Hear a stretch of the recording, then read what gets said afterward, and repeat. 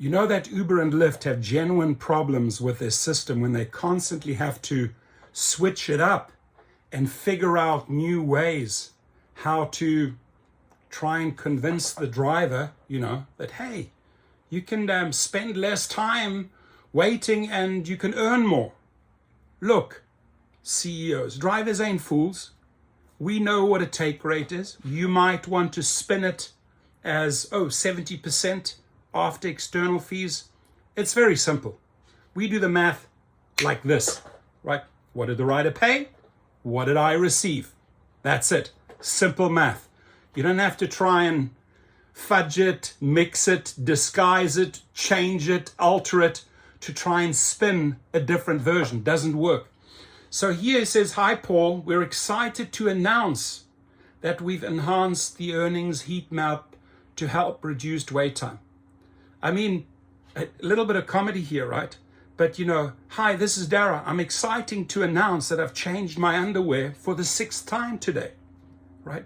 They can't get anything that sticks because we quickly figure out it's BS after BS after BS after pilot program BS after pilot program BS. We figure it out and say, nah, we're not going to fall for this BS. So when they write you, we're excited to announce that we've enhanced the earnings heat map to help reduce wait time. What's new? Shorter wait times. Well, that's how you could present it to riders and drivers, but reality is those wait times are becoming longer and longer, and that is the core issue. So they roll out this type of campaign. Shorter wait times. The heat map now includes estimated wait time data before, and by the way, it would be good to take screenshots of this estimated wait time data and actually compare the wait time to the wait time data. Right? It's easy to come out with this type of statement, but do they match up? Does their campaign fulfill this promise? Because these are just words, and they're very, very good on putting words out every single week. Remember, pilot program, we exchanged this pilot program for this program. We are now exchanging the dollar signs for little arrows. I mean, it's a never-ending BS story, right? The heat map now includes estimated wait time data. Before the heat map only showed high earning areas, you can now see where we expect higher earnings and less wait time for trip requests. In plain English, that basically means we need you in an area we usually cannot get you to, right? So we'll lure you over here with this new type of scheme.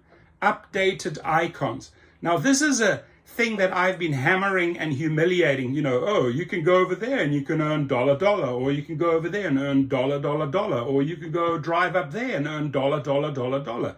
Means nothing, right? Because once you see the dollars, it's a joke. So they know that this dollar symbol just doesn't fly, just doesn't cut it anymore. And I've been this channel, you can see, I've been hammering them on that particular dollar sign forever.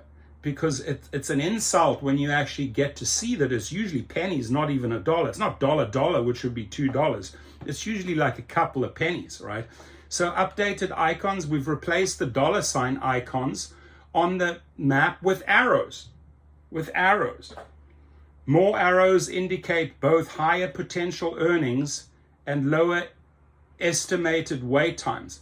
Now, if you look at these arrows, right? I mean, how are you going to distinguish, there's 4 arrows, there's 3 arrows? It just looks like an arrow. End of story. And this is sort of like the whole misleading message here. So these more arrows indicate both higher potential earnings and lower estimated wait times. Now, when we get to this, what does not change? Surge. Well, we're not seeing the surges.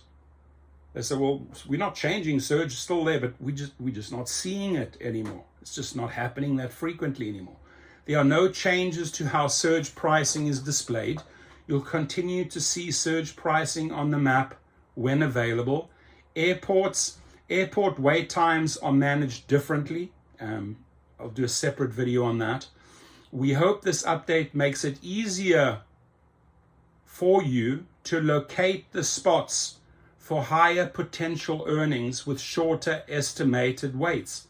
Looking for a refresher on how the earnings heat map works, and then you can click on that. But you always have to go down to the Tony West legal language. Earnings heat map predictions are based on historical earnings over the past 4 weeks. You see, right?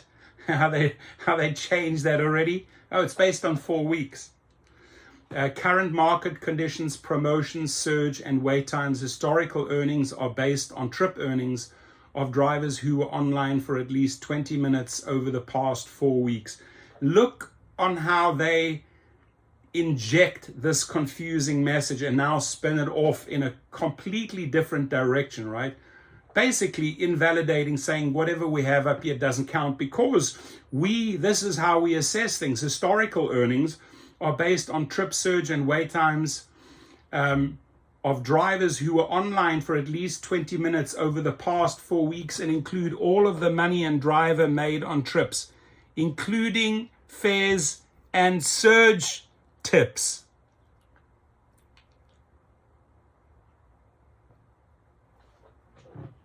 You're not getting the real data. You're getting a whole bunch of newly served crap on a plate, thinking, you know what? Always read the fine print, ladies and gentlemen.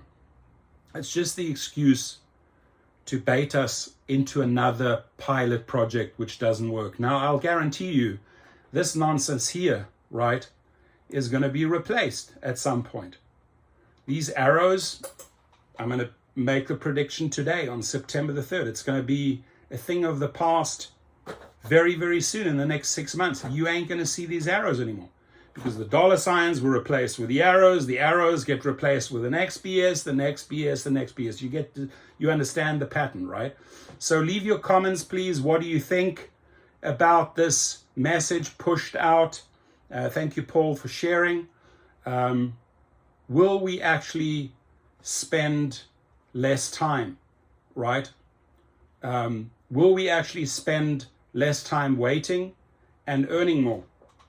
You decide. Leave your comments below.